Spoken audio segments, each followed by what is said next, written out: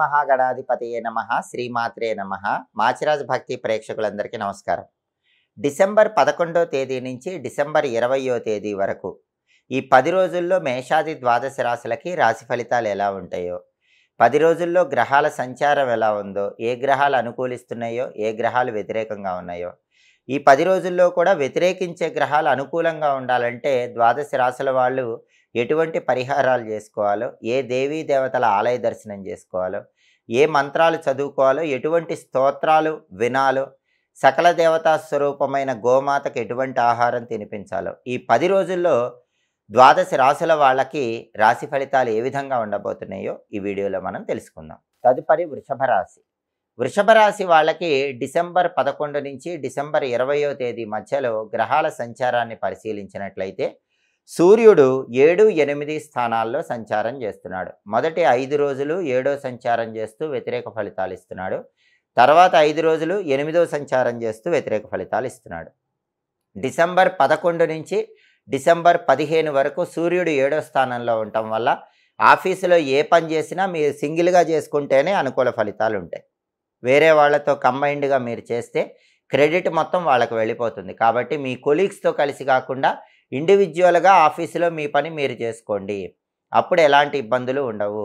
అలాగే రాజకీయాల్లో కూడా ప్రచారాలు లాంటివి చేసుకోవాలన్నా మీరు సొంతంగా చేసుకోండి. వేరే వాళ్ళని నమ్ముకోకండి. వాళ్ళకి పేరు వచ్చే అవకాశాలు ఎక్కువగా ఉంటాయి. తండ్రి తరపు బంధువులతో కూడా జాగ్రత్తగా వ్యవహరించకపోతే ఇబ్బందులు ఎదురయ్యే సూచనలు మొదటి 5 రోజుల్లో ఉన్నాయి. తర్వాత 5 రోజులు సూర్యుడు 8వ సంచారం చేస్తున్నాడు.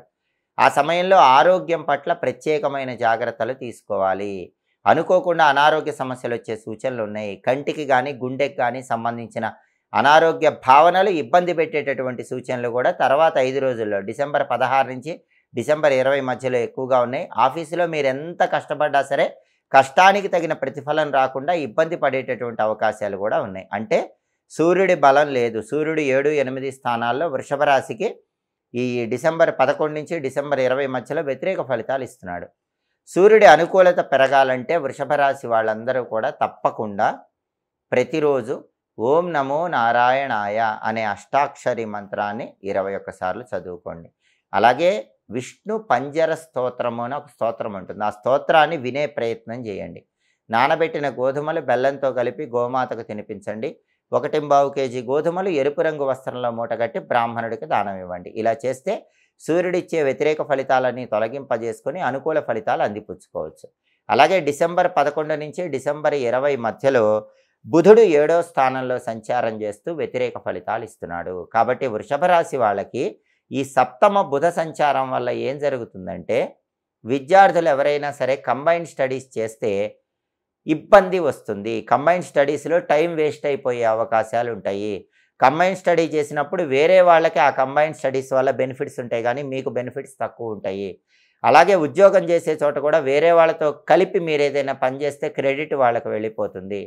వ్యాపారం కూడా భాగస్వామ్య వ్యాపారాల్లో అంతగా అనుకూలత ఉండదు. బుధుడు 7వ స్థానంలో వ్యతిరేకంగా ఉన్నాడు కాబట్టి పార్ట్నర్షిప్ బిజినెస్లు చేసే వృషభ రాశి వాళ్ళు పార్ట్నర్స్తో జాగ్రత్తగా ఉండాలి. లేకపోతే ఈ 10 రోజుల్లో పార్ట్నర్స్తో గొడవలయ్యే అవకాశాలు ఎక్కువగా ఉన్నాయి. బుధుడి సప్తమ సంచారం వల్ల వచ్చే వ్యతిరేక ఫలితాలన్నీ తొలగింపజేసుకోవాలంటే వృషభ రాశి వాళ్ళు ప్రతిరోజు కూడా గణపతికి సంబంధించిన వక్రతుండాయ హుం అనే షడక్షర మంత్రాన్ని 21 సార్లు చదువుకోవాలి. గణేష పంచరత్న స్తోత్రం చాంటింగ్ వినాలి. అప్పుడు సప్తమంలో బుధుడిచ్చే వ్యతిరేక ఫలితాలు తొలగిపోతాయి. అలాగే నానబెట్టిన పెసలు గోమాతకు తినిపించాలి. 1.25 కేజీ పెసలు ఆకుపచ్చ వస్త్రంలో మూటగట్టి బ్రాహ్మణుడికి దానం ఇవ్వాలి. అప్పుడు సప్తమ బుధ దోషం నుంచి బయటపడి అనుకూల ఫలితాలు పొందవచ్చు. అలాగే కుజుడు 8వ స్థానంలో సంచారం చేస్తూ వృషభ రాశి వాళ్ళకి ఈ 10 రోజుల్లో వ్యతిరేక ఫలితాలు ఇస్తున్నాడు. 8వ ఇంట్లో కుజుడి సంచారం ఉన్నప్పుడు బీపీ ప్రాబ్లం పెరిగిపోయే అవకాశం ఉంటుంది. హై బీపీ వచ్చే అవకాశం ఉంటుంది. హై బీపీ సమస్య ఉన్న వాళ్ళకు కూడా ఇబ్బందులు ఉంటాయి. అలాగే హార్ట్ రిలేటెడ్ ప్రాబ్లమ్స్ వల్ల కూడా స్ట్రగుల్ అనేటటువంటిది వచ్చే అవకాశాలు ఎక్కువగా ఉంటాయి. High BP heart related problems ఉన్నవాళ్ళు అష్టమ కుజదోషం ఉంది కాబట్టి వృషభ రాశి వాళ్ళు ఈ విషయాల్లో ప్రత్యేకమైన ఆరోగ్యపరమైన జాగ్రత్తలు తీసుకోవాలి. అలాగే 8వ ఇంట్లో కుజుడు ఉన్నాడు కాబట్టి వృషభ రాశి వాళ్ళకి వెహికల్ యాక్సిడెంట్స్ అయ్యే అవకాశాలు ఎక్కువగా ఉన్నాయి. బండి మీద వెళ్తున్నా, కారులో వెళ్తున్నా ఏదైనా చిన్న యాక్సిడెంట్ అవ్వటం కానీ, లేదా కింద పడటం కానీ, దెబ్బలు, గాయాలు తగలటం కానీ ఇలాంటివి జరిగే అవకాశాలు ఉన్నాయి. అలా జరగకుండా ఉండాలంటే తప్పనిసరిగా అష్టమ కుజదోషం నుంచి బయటపడటానికి నరసింహస్వామికి సంబంధించిన మంత్రం ఓం నమో నారసింహాయ ఇది చదువుకొనే ప్రయాణాలు చెయ్యండి. ప్రతిరోజు ఈ మంత్రాన్ని 21 సార్లు చదువుకుంటే అష్టమ కుజదోషం తొలగిపోతుంది. అపమృత్యువులు, గండాలు వీటన్నిటి నుంచి బయటపడచ్చు. అలాగే లక్ష్మీ నృసింహ కరావలంబ స్తోత్రం చాంటింగ్ రోజు వినండి. అష్టమ కుజదోషం తొలగిపోతుంది. అలాగే నానబెట్టిన కందులు బెల్లంతో కలిపి గోమాతకు తినిపించండి. 1.5 కేజీ కందులు ఎర్ర వస్త్రంలో మూటగట్టి బ్రాహ్మణుడికి దానం ఇచ్చిన అష్టమ కుజదోషం తొలగిపోతుంది. అపమృత్యు దోషాలు, గండాల నుంచి బయటపడవచ్చు. అలాగే శుక్రుడు 7, 8 స్థానాల్లో సంచారం చేస్తున్నాడు. మొదటి 9 రోజులు 7వ సంచారం చేస్తూ వ్యతిరేక ఫలితాలు ఇస్తున్నాడు. కాబట్టి మొదటి 9 రోజులు కూడా వైఫ్ అండ్ హస్బెండ్ మధ్య చిన్న చిన్న గొడవలు వచ్చే అవకాశం ఉంది. బ్యూటీ రిలేటెడ్ బిజినెస్ల్లో పెద్దగా లాభాలు ఉండవు. కళారంగంలో కూడా అంత గొప్పగా అవకాశాలు ఉండవు. ఆఖరి రోజు అంటే డిసెంబర్ 20వ తేదీ శుక్రుడు 8వ ఇంట్లోకి రాగానే ఆకస్మిక ధనప్రాప్తి యోగం ఉంటుంది. బ్యూటీ రిలేటెడ్ బిజినెస్ల్లో లాభాలు వస్తాయి. లేడీస్ సపోర్ట్ ఉంటుంది. భార్యాభర్తల మధ్య అన్యోన్యత పెరుగుతుంది. కానీ 9 రోజుల పాటు శుక్రుడి బలం లేదు. డిసెంబర్ 11 నుంచి డిసెంబర్ 19 వరకు శుక్రుడి బలం లేదు. కాబట్టి శ్రీమాత్రే నమః అనే మంత్రం రోజు 21 సార్లు చదువుకోండి. లలితా సహస్రనామం చాంటింగ్ వినండి. నానబెట్టిన అలసందలు బొబ్బర్లు ఆవుకు పెట్టండి. కేజింబావు అలసందలు తెల్ల వస్త్రంలో మూటగట్టి దానం ఇవ్వండి. అప్పుడు మొదటి 9 రోజుల్లో కూడా శుక్రుడి బలం పెరుగుతుంది. వైఫ్ అండ్ హస్బెండ్ రిలేషన్స్ సంబంధించిన ప్రాబ్లమ్స్ ఉండవు. కళారంగంలో అవకాశాలు వస్తాయి. అప్పుడు బ్యూటీ రిలేటెడ్ బిజినెస్లో కూడా లాభాలు రావడానికి ఈ పరిహారాలు సహకరిస్తాయి. కాబట్టి గ్రహాల సంచారం బట్టి వృషభ రాశి వాళ్ళు ఈ పరిహారం చేసుకుంటే డిసెంబర్ 11 నుంచి డిసెంబర్ 20 మధ్యలో అనుకూల ఫలితాలు అందిపుచ్చుకోవచ్చు.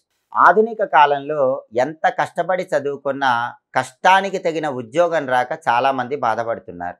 అలాగే విదేశాలకు వెళ్ళాలని ప్రయత్నించినప్పటికీ వీసా రిజెక్ట్ అవ్వటం వల్ల ఇబ్బంది పడుతున్నారు. వ్యాపారంలో కూడా ఎంత బాగా కష్టపడ్డా నష్టాలు అనేవి ఎక్కువగా వస్తున్నాయి. కాబట్టి అర్హతకు తగిన ఉద్యోగం, క్వాలిఫికేషన్కి తగిన ఉద్యోగం రావాలన్నా, విదేశాలకు వెళ్ళి ఉద్యోగాలు చేయాలన్నా, విదేశాల్లో డబ్బులు బాగా సంపాదించాలన్నా, వ్యాపారంలో బాగా సక్సెస్ అవ్వాలన్నా కొన్ని సులభమైన విధి విధానాలు పాటించాలి.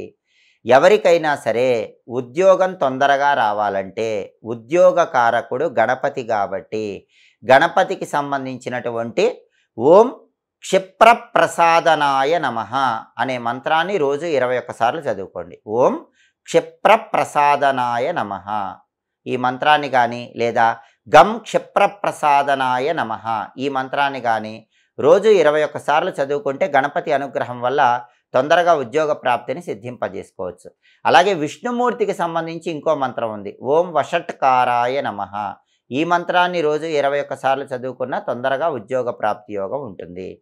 అలాగే చాలామందికి ఈ రోజుల్లో వీసా రిజెక్ట్ అవుతోంది. అబ్రాడ్ వెళ్ళాలనే కల కలగానే మిగిలిపోతోంది.